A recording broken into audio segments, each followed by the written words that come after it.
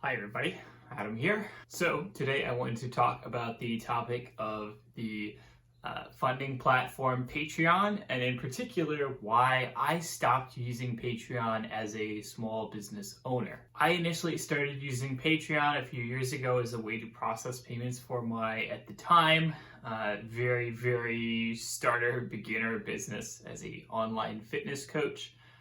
Basically, I offered a few minor tiers that didn't really do anything, but the big thing was that at the time, I offered $50 a month for a low priority form of coaching and $100 a month for a higher priority form of coaching. And then I basically offered that through Patreon. It was, of course, just the very initial phase of getting my business off the ground, and it eventually developed to the point where I was making, I would say, about $1,500 to $2,000 a month from it. This also actually turned out to be pretty good. So obviously this is nowhere near any of the high earners on the platform, who obviously tend to make a disproportionately large amount of money simply because they are the high earners.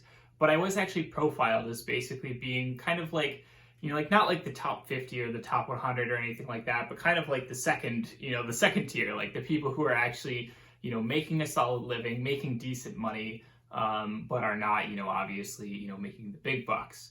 And so that feature was a nice little benefit that basically just told me like, hey, you're doing some things right. You're actually, distinguishing yourself a little bit because you're actually making a decent amount of money on this. However, around 2016, I made the decision to switch fully away from Patreon and basically put all of my new clients on PayPal. As a result, I do still have a few legacy clients here and there who are attached to my Patreon, but for the most part, my Patreon has shrunk to a small amount.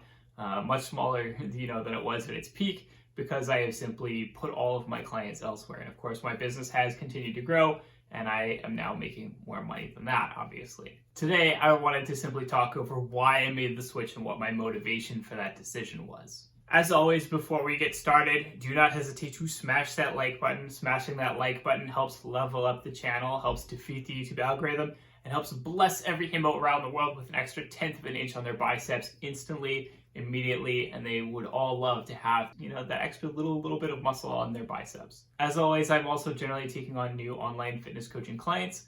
So of course, if you are interested, there is a link below in the description that you can click on to apply. So when I started using Patreon, it just ended up causing a lot of headaches. The way I describe it today is that it basically caused more headaches than it solved. At the time, Patreon only billed at the start of each month, so if a new client joined, they would not be billed until the first of the new month, and that meant it was a huge headache in terms of just basically making sure that clients were actually paid through the right amount for basically the services that they were actually getting. So for example, if a client's payment bounced, I didn't really have any way of, okay, what am I going to do about that month's payment? I couldn't, send them a direct invoice to make up for it.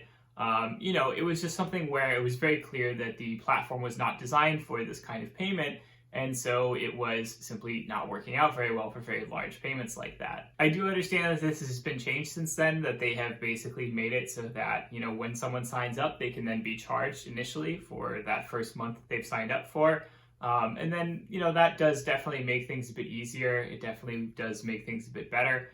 But obviously, it feels like too little too late for me, because simply the style of payments that were being processed for my business certainly just weren't, a good fit for that kind of payment platform. Patreon's payments have always taken a variable amount of time to arrive. I have seen it take, they get billed on the 1st, and I have seen it take anywhere between like the 3rd and like maybe the 14th for that money to actually arrive in my bank account.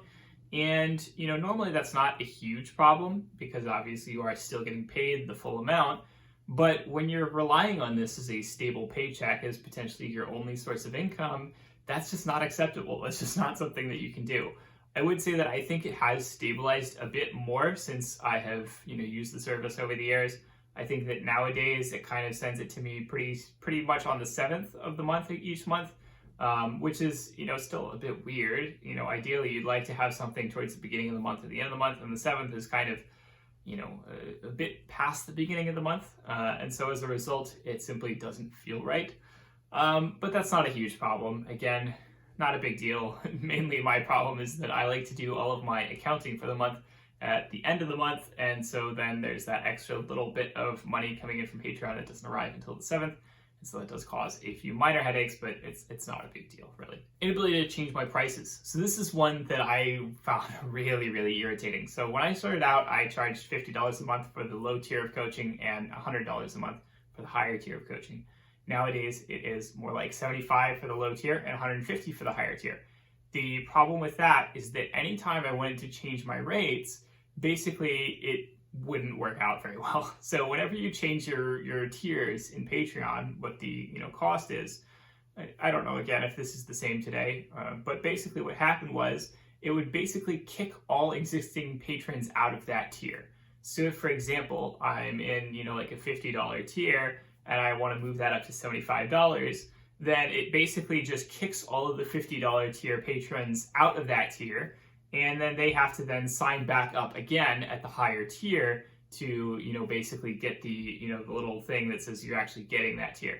Now that wasn't really a huge problem because it meant, of course, that if, the client, was continuing to work with me, I would usually grandfather them into the older rates. I would say, it's fine, you can just keep paying $50 a month. And, you can keep getting the same level of service. I've raised my rates, but that just applies to newer clients coming in.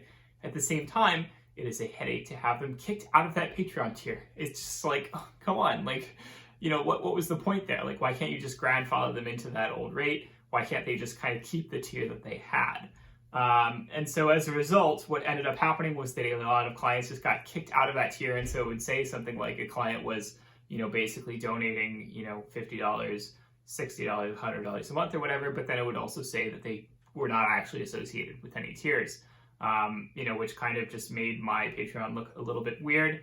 So yeah, I just didn't really like that. It just ended up causing a lot of confusion. It ended up causing clients to have to email me and be like, oh, do I need to change my payment and all this other stuff. And, again, it just caused more headaches than it solved. Lack of support. So ultimately, and I know this is a lot my fault because, ultimately any platform, what you get out of it has a lot to do with how much you put into it.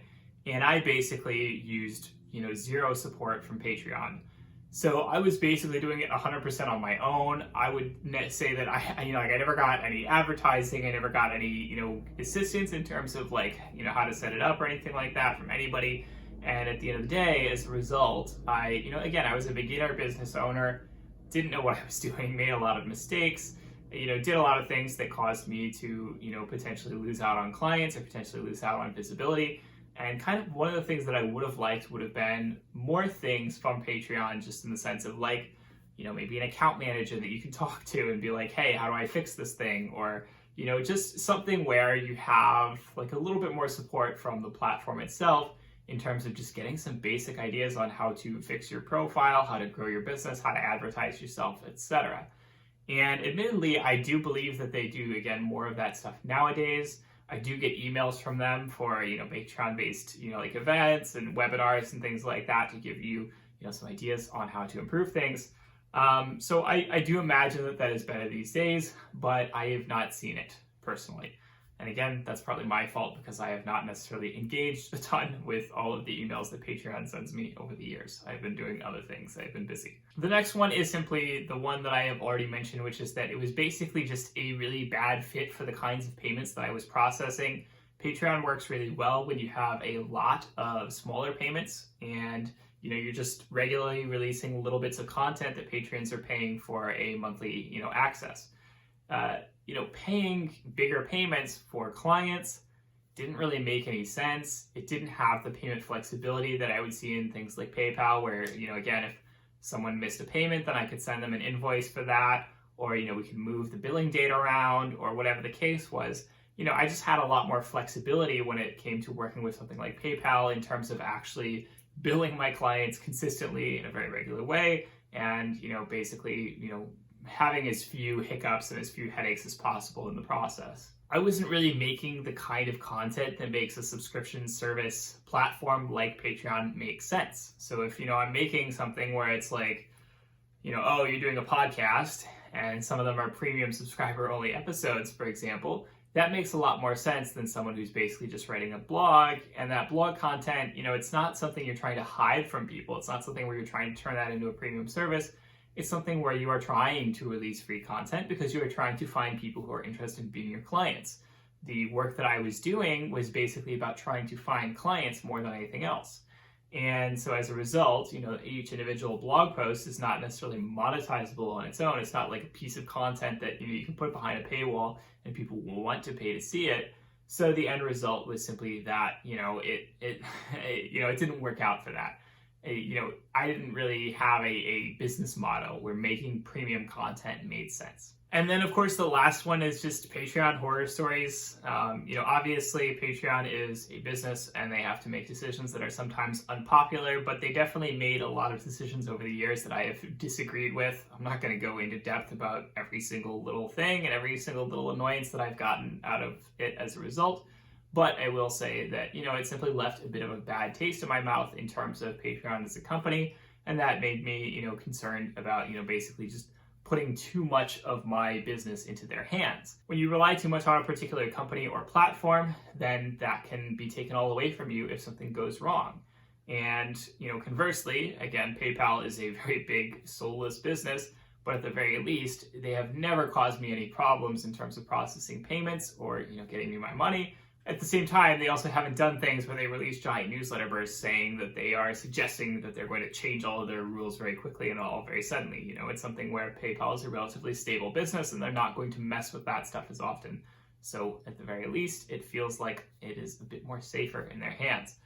Again, they are just one platform, just one company. It is a bad idea that I do have so much of my business going through their hands, but it feels a little bit less likely than Patreon, where they've demonstrated in the past a willingness to change the rules at a moment's notice. So overall, I think Patreon can certainly be a very good platform. Patreon has learned from a lot of its mistakes. It's improved over time. I do recognize that fact. I do recognize that it's a lot better today as a platform than it was way back when I first started out.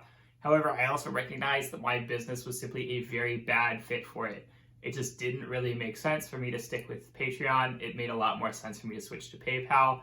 There, every single client is on their own pay schedule. I can send payment invoices for issues. I can change my prices whenever I want. I can make adjustments to individual client payments as needed, and so much more. I just have a lot more flexibility in terms of the range, the payment options that I can offer to my clients, and it works out a lot better for everybody as a result. Again, this doesn't mean that Patreon is necessarily a terrible platform. It was simply just a really bad fit for my business in particular. I have ended up launching another Patreon after all to support the Himbo Chef video series. I am actually working on another very big, very secret project, which is also going to involve its own Patreon launch. So I am certainly still continuing to use Patreon. And of course, I still have my old Patreon that, again, a couple clients still there, a few people still paying me through that. But at the end of the day, it's not the main source of income for my business anymore. And for the time being, I don't see any reason that I would ever switch back, essentially. All in all, Patreon can be a valuable platform, but it is important to understand how it works to make sure that it works properly, that it's a good fit for your business, and so on. So that is all for today's video. As always, I hope you like this video. If you are interested in more videos like this one, don't hesitate to hit that like button, hit that subscribe button, hit that notification bell, comment down below, let me know what you want to see in future videos. And of course, I will talk to you all next week. Have a good one.